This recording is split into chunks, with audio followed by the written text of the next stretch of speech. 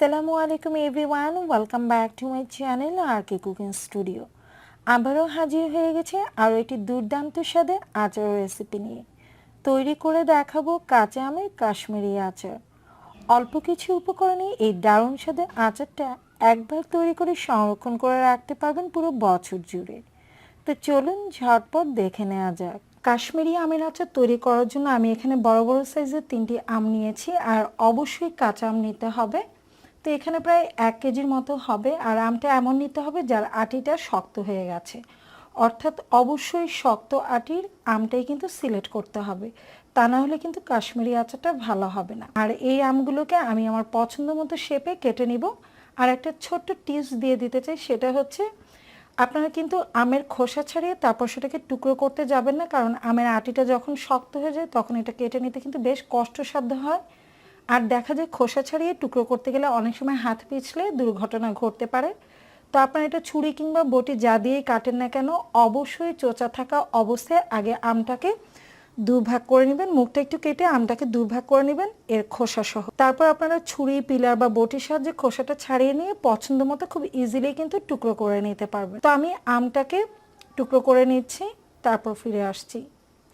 আমি আমগুলোকে খোসা ছাড়িয়ে নিয়েছি, আর এরকম প্রথম আমি দুভাগে ভাগ করে নিয়ে তারপর এক একটা ভাগকে আমি 3 ভাগে ভাগ করে নিয়েছি। আর আমি বেশ মোটা করে কিন্তু টুকরো করেছি। আপনারা চাইলে কিন্তু আর একটু চিকন করে কেটে নিতে পারেন। আর অবশ্যই দেখে নেবেন আমের মাঝখানের আটিটা শক্ত হয়েছে কিনা। তো আপনারা হয়তো লক্ষ্য করলে দেখতে পাচ্ছেন আমি যে আমটা নিয়েছি সেটা কিন্তু আটি অনেকটাই শক্ত ছিল, আর কেটে নিতে কিন্তু ভীষণ কষ্ট হয়েছে। তো আমি 3 ভাগের মতো করেছি চেষ্টা করে, আপনারা চাইলে আর একটু বেশি করে চিকন করে টুকরো করে নিতে পারেন। আর অবশ্যই আমের খোসাটা খুব ভালোভাবে ছাড়িয়ে নিতে হবে যাতে কোনো সবুজ অংশ না থাকে। তো এবারে আমের টুকরোগুলোকে আমি খুব ভালো করে ধুয়ে তারপর পানি ঝরিয়ে নিব, প্রয়োজনে শুকনো সুতি কাপড় দিয়ে একটু মুছে নিব।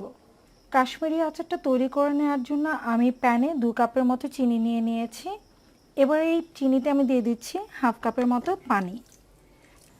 তো খুব বেশি পরিমাণে পানি দেওয়ার দরকার নেই, শুধু চিনিটা যেন গলে যায় এমনভাবেই পানিটা দিতে হবে, অর্থাৎ চিনিটা যেন ভিজে যায় এমন পর্যায়ে পানিটা দিতে হবে।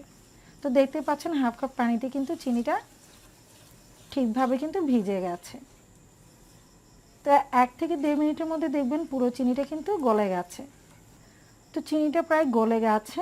এই পর্যায়ে আমি এতে দিয়ে দিচ্ছি হাফ ইঞ্চি পরিমাণ আদা আমি এরকম কুচি করে নিয়েছি। তো মিহি কুচি করে নিতে হবে, এতে করে আচারের ফ্লেভারটা খুব সুন্দর হবে। তো চিনিটা যখন অনেকটাই গলে যাবে ঠিক এই পর্যায়ে কিন্তু আদা কুচিটা দিতে হবে। দিয়ে দিচ্ছি 1 চিমটি পরিমাণ জর্দার রং, এতে করে কাশ্মীরি আচারের রংটা খুব ভালো আসবে।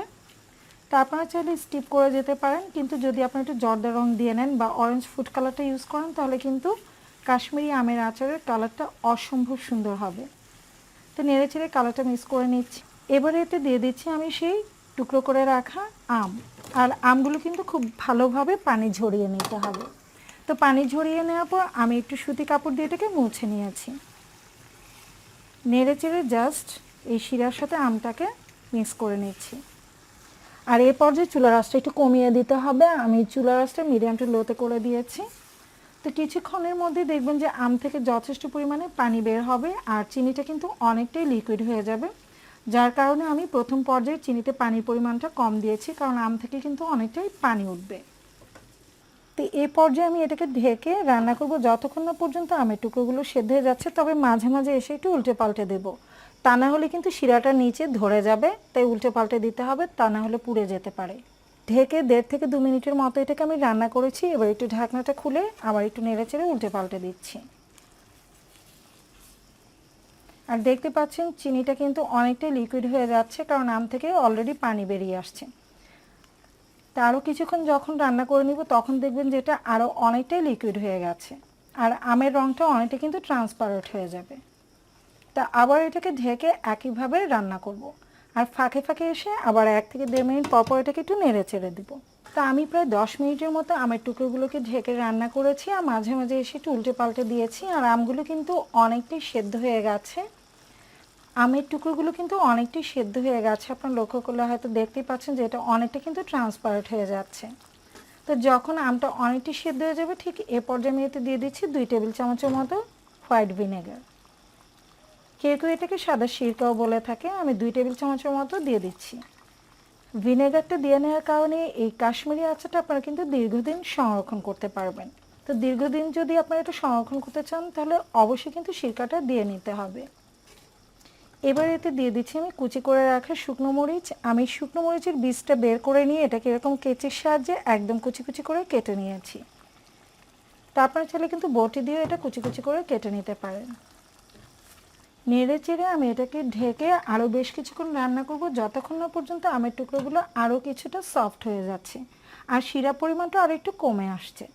তো আমি ভিনেগার দেওয়ার পর আরও বেশ কিছুক্ষণ এটাকে ঢেকে রান্না করেছি, আরও 5 থেকে 7 মিনিট। আর দেখতে পাচ্ছেন এখন কিন্তু আমের টুকরোগুলো একদম পারফেক্টলি সেদ্ধ হয়ে গেছে আর এটা কিন্তু অনেকটাই ট্রান্সপারেন্ট হয়ে গেছে। তো দেখতে পাচ্ছেন এটা পুরোপুরি ট্রান্সপারেন্ট হয়ে গেছে। যখন দেখবেন যে আমের টুকরোগুলো এরকম ট্রান্সপারেন্ট হয়ে গেছে, বুঝবেন যে আপনার কাশ্মীরি আচারটা পারফেক্টলি হয়ে গেছে। আর কিছুটা শিরা হাতে নিয়ে একটু চেক করে দেখবেন শিরাটা কেমন।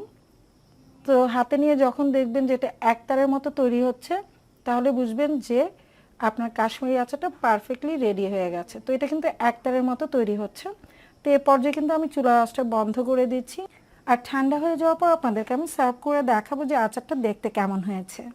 আচারটা পুরোপুরি ঠান্ডা হয়ে গেছে, আমি একটা সার্ভিং ডিশে তুলে নিয়েছি। আর এই কাশ্মীরি আমের আচার দেখতে যতটা লোভনীয়, খেতেও কিন্তু অসম্ভব মজার। আপনারা এই আচারটা তৈরি করে যে কোনো কাচের বয়ামে সংরক্ষণ করে রাখতে পারবেন পুরো বছর জুড়ে। নিশ্চয়ই ভালো লেগেছে। ভালো লেগে থাকলে অবশ্যই একটা লাইক দিবেন। সেই সাথে আমার চ্যানেলটিকে সাবস্ক্রাইব করে পাশে থাকা অনুরোধ রইল। পরবর্তী রেসিপি দেখার আমন্ত্রণ জানিয়ে আজকের মতো এখানেই বিদায় নিই।